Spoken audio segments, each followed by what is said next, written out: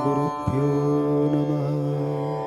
ವೃಷಭ ರಾಶಿ ಜುಲೈ ತಿಂಗಳ ಮೇಷರಾಶಿ ಭವಿಷ್ಯ. ವೀಕ್ಷಕ ಬಂಧುಗಳೇ, ಈ ಜುಲೈ ತಿಂಗಳಲ್ಲಿ ನಿಮ್ಮ ರಾಶಿಯ ಫಲ ಹೇಗಿದೆ ಅಂತ ನೋಡೋದಾದರೆ, ಜುಲೈ 16ನೇ ತಾರೀಕು ಸೂರ್ಯಗ್ರಹ ನಿಮ್ಮ ರಾಶಿಯಿಂದ 3ನೇ ಮನೆಗೆ ಅಂದರೆ ಕರ್ಕಾಟಕ ರಾಶಿಗೆ ಪ್ರವೇಶ ಮಾಡ್ತಾ ಇದ್ದಾರೆ. ಅದು ಸಹ ನಿಮ್ಮ ಮಿತ್ರ ಗ್ರಹದ ಮನೆಗೆ ಪ್ರವೇಶ ಆಗ್ತಾ ಇರೋದು. ಜುಲೈ 10ನೇ ತಾರೀಕು ಗುರುಪೌರ್ಣಮಿ, ವ್ಯಾಸಪೂರ್ಣಮಿ, ಗುರುಗಳಿಗೆ ನಮಸ್ಕರಿಸುವ ವಿಶೇಷವಾದ ದಿನ. ಆ ದಿನದಂದು ಗುರುರಾಯರ ದರ್ಶನ ಮಾಡಿ, ಶ್ರೀ ದತ್ತಾತ್ರೇಯ ದರ್ಶನ ಮಾಡಿ ಅಥವಾ ಶಿರ್ಡಿ ಸಾಯಿಬಾಬಾರವರ ದರ್ಶನ ಮಾಡಿ, ನಿಮಗಿಷ್ಟವಾದ ಯಾವುದೇ ಗುರುದೇವರ ದರ್ಶನ ಮಾಡಿ ಆಶೀರ್ವಾದ ಪಡೆಯಿರಿ.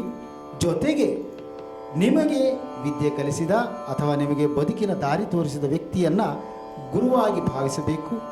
ಅವರ ಆಶೀರ್ವಾದ ಪಡೆಯುವುದರಿಂದ ಶ್ರೇಯಸ್ಸು ನಿಮಗೆ ಸಿಗುತ್ತೆ. ಏಕೆಂದರೆ ನಮಗೆ ಬದುಕಲು ದಾರಿಯೇ ಇಲ್ಲದಿದ್ದಾಗ ಅಥವಾ ಅದರ ಮಾರ್ಗ ಗೊತ್ತಿದ್ದರೂ ಸರಿದಾರಿ ತಲುಪಿಸೋ ಯಾರೋ ಒಬ್ಬರು ನಮ್ಮ ಬದುಕಿನಲ್ಲಿ ಮಾರ್ಗದರ್ಶಕರಾಗಿರುತ್ತಾರೆ. ಅಂಥವರಿಗೆ ಫಲಹಾರ ಕೊಟ್ಟು ಆಶೀರ್ವಾದ ಪಡೆಯಿರಿ. ನಿಮಗೆ ನಿಮ್ಮ ಕೆಲಸದಲ್ಲಿ ಶ್ರೇಯಸ್ಸು, ಅಭಿವೃದ್ಧಿ ಲಭಿಸುತ್ತದೆ. ಜುಲೈ 16ನೇ ತಾರೀಕು ಉತ್ತರಾಯಣ ಪುಣ್ಯಕಾಲ ಮುಗಿದು ದಕ್ಷಿಣಾಯಣ ಪುಣ್ಯಕಾಲ ಪ್ರಾರಂಭವಾಗುವಂತಹ ದಿನ. ಅದನ್ನು ಕರ್ಕ ಸಂಕ್ರಮಣ ಅಂತಾನೂ ಕರೀತೇವೆ. ಈ ಸಮಯದಲ್ಲಿ ದಾನ ಧರ್ಮಾದಿಗಳನ್ನು ಮಾಡಿ, ಜುಲೈ ತಿಂಗಳ 24ನೇ ತಾರೀಕು ಅಮಾವಾಸ್ಯೆ ಜ್ಯೋತಿರ್ಲಿಂಗ ಭೀಮೇಶ್ವರ ಸ್ವಾಮಿ ಪೂಜೆ ಹಮ್ಮಿಕೊಳ್ತಾರೆ.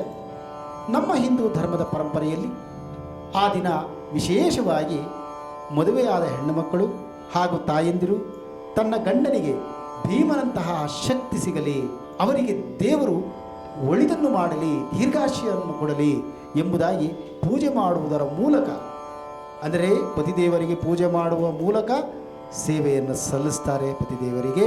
ದ್ವಾದಶ ಫಲ ಗೋಚಾರದಲ್ಲಿ ಹೇಳಬೇಕಾದರೆ ಶುಕ್ರಗ್ರಹ ನಿಮ್ಮ ಸ್ಥಾನದಲ್ಲಿಯೇ ಅಂದರೆ ನಿಮ್ಮ ಮನೆಯಲ್ಲಿಯೇ ಇದೆ. ಶನಿ ನಿಮಗೆ ಭಾಗ್ಯಾಧಿಪತಿ ಹಾಗೂ ಕರ್ಮಸ್ಥಾನಾಧಿಪತಿ, ಅಂದರೆ ಉದ್ಯೋಗದಲ್ಲಿ ವೃದ್ಧಿಯಾಗುತ್ತದೆ, ಎರಡೂ ಲಾಭದಾಯಕವಾಗಿರುತ್ತದೆ. ದ್ವಾದಶ ಫಲ ಗೋಚಾರದಲ್ಲಿ ಹೇಳಬೇಕಾದರೆ ಶುಕ್ರಗ್ರಹ ನಿಮ್ಮ ಸ್ಥಾನದಲ್ಲಿಯೇ ಅಂದರೆ ನಿಮ್ಮ ಮನೆಯಲ್ಲೇ ಇದೆ. ಶನಿ ನಿಮಗೆ ಭಾಗ್ಯಾಧಿಪತಿ ಹಾಗೂ ಕರ್ಮಸ್ಥಾನಾಧಿಪತಿ, ಅಂದರೆ ಉದ್ಯೋಗದಲ್ಲಿ ವೃದ್ಧಿಯಾಗುತ್ತದೆ, ಎರಡೂ ಲಾಭದಾಯಕವಾಗಿ ಸಂತೋಷ ಪಡಬೇಕಾದ ವಿಷಯ. ಒಳ್ಳೆಯ ಉದ್ಯೋಗ ಸಿಗುವ ಅವಕಾಶವಿದೆ. ನಿಮ್ಮ 2ನೆಯ ಮನೆಯಲ್ಲಿ ಗುರುಗ್ರಹವಿದೆ, ಜೊತೆಗೆ ನಿಮಗೆ ಗುರುಬಲವೂ ಇದೆ. ಶನಿ ಮತ್ತು ಗುರುಬಲ ಇರೋದರಿಂದ ಬಲಿಷ್ಠವಾದಂತಹ ಶಕ್ತಿ ಸಿಕ್ಕಿದಂತಾಗುತ್ತದೆ. ವಿಶೇಷವಾಗಿ ಹೇಳಬೇಕಾದರೆ ನಿಮ್ಮ ರಾಶ್ಯಾಧಿಪತಿ ಶುಕ್ರ, ಹಾಗೆಯೇ ರಾಹುಗ್ರಹ ದಶಮದಲ್ಲಿ ಮಿತ್ರನ ಮನೆಯಲ್ಲಿ ಇದ್ದಾರೆ. ಶುಕ್ರನಿಗೆ ಶನಿಯೂ ಮಿತ್ರರು ಮತ್ತು ರಾಹುಗ್ರಹವೂ ಮಿತ್ರ. ನಿಮಗೆ 4ನೆಯ ಮನೆಯಲ್ಲಿ ಕೇತುವು ಸುಖಸ್ಥಾನದಲ್ಲಿ ಇದ್ದಾರೆ, ಅವರು ಸಹ ಮಿತ್ರರಾದ್ದರಿಂದ ನಿಮಗೆ ಲಾಭದಾಯಕವಾಗುತ್ತದೆ. ರಾಶಿಯಿಂದ 3 ಮತ್ತು 6ನೇ ಮನೆಯ ಅಧಿಪತಿಯಾದಂತಹ ಬುಧ ಶತ್ರುವಿನ ಮನೆಯಲ್ಲಿ ಇರೋದ್ರಿಂದ ಸ್ವಲ್ಪ ವ್ಯತ್ಯಾಸಗಳು ಆಗುತ್ತದೆ. ಕುಜಗ್ರಹವು ಸಪ್ತಮಾಧಿಪತಿ ಹಾಗೂ ವ್ಯಯಾಧಿಪತಿ. ಸಪ್ತಮ ಅಂದರೆ ವಿವಾಹ, ಸಂತೋಷ ಪ್ರಯಾಣ, ಆರೋಗ್ಯಕಾರಕ ಶುಕ್ರ, ನಿಮಗೆ ಆರೋಗ್ಯವೂ ಸಹ ಚೆನ್ನಾಗಿರುತ್ತದೆ.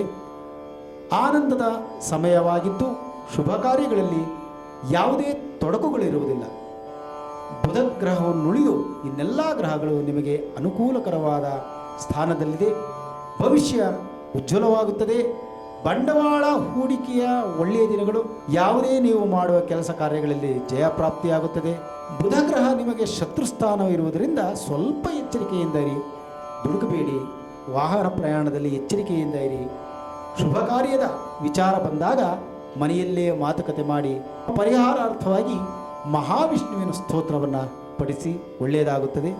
ಜುಲೈ ಮಾಸ ನಿಮಗೆ ಬಹಳ ಉತ್ತಮವಾಗಿದೆ, ಸಂದೇಹವಿಲ್ಲ ಅಂತ ಹೇಳ್ತಾ ನಮ್ಮ ಚಾನಲ್ಗೆ ಒಂದು ಲೈಕ್ ಕೊಡಿ, ಸಬ್ಸ್ಕ್ರೈಬ್ ಆಗಿ, ಶೇರ್ ಮಾಡಿ ಮತ್ತು ಕಾಮೆಂಟ್ ಮಾಡಿ. ನಮಸ್ಕಾರ.